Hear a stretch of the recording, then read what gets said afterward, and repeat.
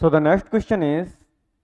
analysis of a homotetrameric protein and a double stranded DNA. Okay, यहाँ बात की जा रही है कि हम एनालिसिस कर रहे हैं एक होमोटेट्रामेरिक है, मतलब कि 4 सबयूनिट है प्रोटीन की, ठीक है, and a double stranded DNA है that had been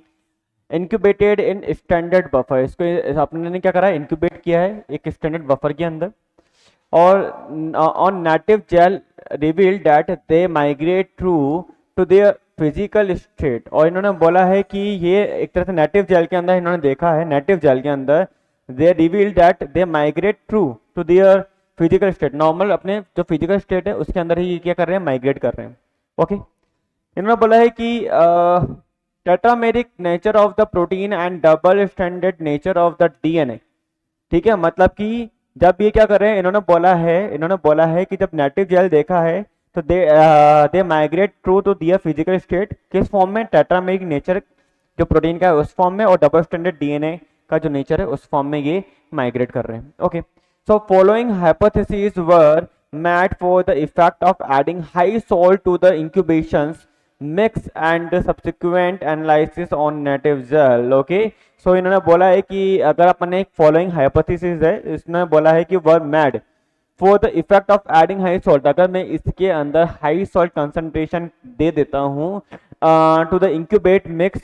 and subsequent analysis of native gel, तो आपको क्या देखने को मिलेगा। देखो बेटा क्या है, अगर मैं बोल के चाह रहा हूँ एक ट्यूब के अंदर आपके पास में यहाँ पर डीएनए भी है और इस ट्यूब के अंदर यहाँ पे प्रोटीन्स भी है, ये प्रोटीन भी है, और अगर मैं यहाँ पे क्या दे रहा हूँ, हाई सॉल्ट दे रहा हूँ, हाई सॉल्ट अगर मैं इंसर्ट कर रहा हूँ, तो हाई सॉल्ट क्या है, देखो सॉल्ट के अंदर क्या है, Na plus Cl minus, Na plus Cl minus, बोलो हाँ है ना। अब देखो यहाँ पे हम क्या कर रहे हैं, सॉल्ट अगर मैं जैसे ट्यूब के अंदर इंसर्ट करता हूँ तो डीएनए के पास चार्ज क्या है, डीएनए पे है बेटा नेगेटिव चार्ज, क्योंकि डीएनए पास क्या है, फॉस्फेट, तो डीएनए पे क्या है, नेगेटिव चार्ज फॉस्फेट की वजह से। अब अगर मैं सॉल्ट दे रहा हूं तो Na प्लस बाइंडिंग करना चाहेगा इससे, डेफिनेटली Na प्लस क्या करेगा बेटा, Na प्लस बाइंड करना चाहेगा। अब Na प्लस अगर बाइंड करना चाहेगा, इंट्रैक्शन करना चाहेगा, क्योंकि हमें पता है कि इन द प्रेजेंस ऑफ सॉल्ट क्या होता है, जो हमारा टीएम है वो इंक्रीज हो जाता है, हाई टीएम हो जाता है, हाई सॉल्ट कंसंट्रेशन की वजह से टीएम क्या होता है, इंक्रीज हो जाता है, मेल्टिंग टेम्परेचर इंक्रीज हो जाता है डीएनए का, बिकॉज सॉल्ट क्या करते हैं यहाँ पे, देखो इलेक्ट्रोस्टैटिक बाइंडिंग होती है, ये पॉजिटिव इस नेगेटिव से, ये पॉजिटिव इस नेगेटिव से, इस वाले नेगेटिव से, इससे भी और अपने आसपास वाले से भी इंट्रैक्शन शो कर रहा है। सेम यहाँ पर ये देखो, ये वाला पॉजिटिव भी इन सबसे कर रहा है, ठीक है, क्योंकि इंट्रैक्शन करने में, क्योंकि एक पॉजिटिव आयन, ठीक है, इनफाइनाइट नेगेटिव से क्या कर सकता है, इंट्रैक्शन शो कर सकता है, इंट्रैक्शन करने में कोई दिक्कत नहीं है, ठीक है। सेम ये वाला पॉजिटिव पे कर रहा है, तो ये पास वाले से तो कर रहा है, दूसरे से भी कर रहा है, तो ये क्या करते हैं, एक तरह से जो डीएनए का जो टीएम है वो इंक्रीज कर देते हैं, और DNA double helix double standard form में ही रहेगा,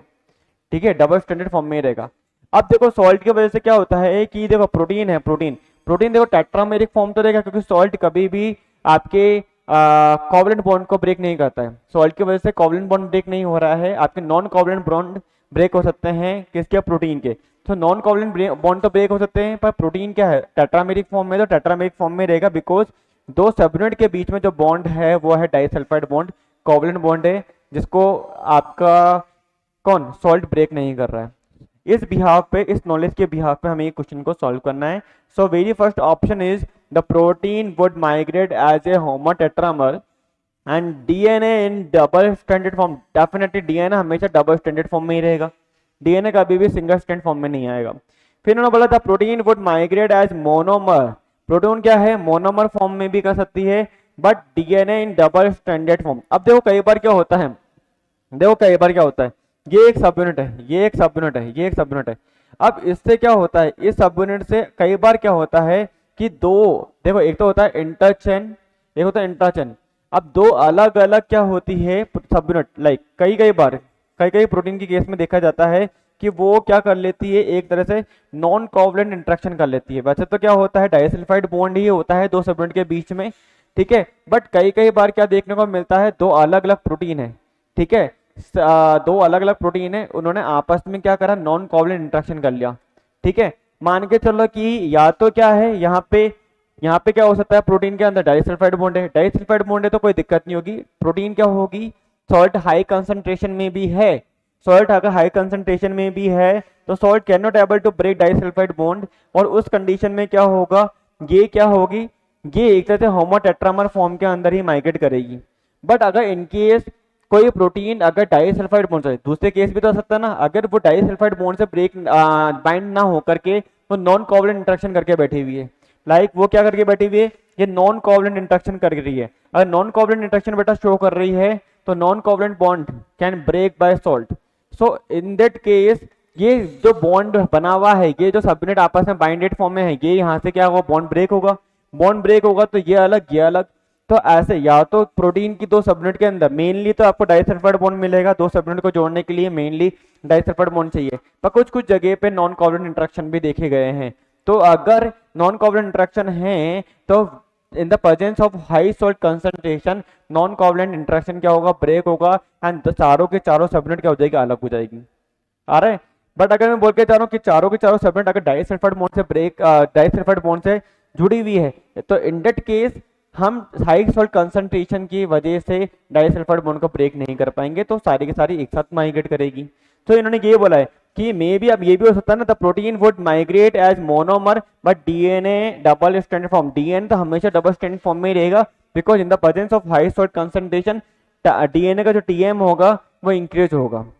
ओके, सो ए यहाँ पे एकदम करेक्ट बोल रहा है, बी भी करेक्ट बोल रहा है, डीएनए को डबल स्ट्रैंडेड फॉर्म में रखना है बेटा। Okay, the protein would migrate as homotetramer but DNA in single stranded form, DNA single strand form में आएगा ही नहीं बेटा, तो ये गलत हो गया। फिर इन्होंने बोला है the protein would migrate as a monomer and DNA in the single stranded form, फिर सिंगल स्ट्रैंड फॉर्म का नाम लिया, तो ये भी रॉन्ग हो जाएगा। सो नेक्स्ट अगर अपन देखें क्वेश्चन क्या बोल रहा है, which of the following combination of hypothesis is most likely, ये कौन सा बेस्ट है, कौन सा मोस्ट लाइकली है, तो हम बोलेंगे बेटा यहाँ पे आंसर हमारा जो हो जाएगा वो हो जाएगा ए और B, A and B is the correct answer. ठीक है, नोट कर लो इसको एक बार के लिए।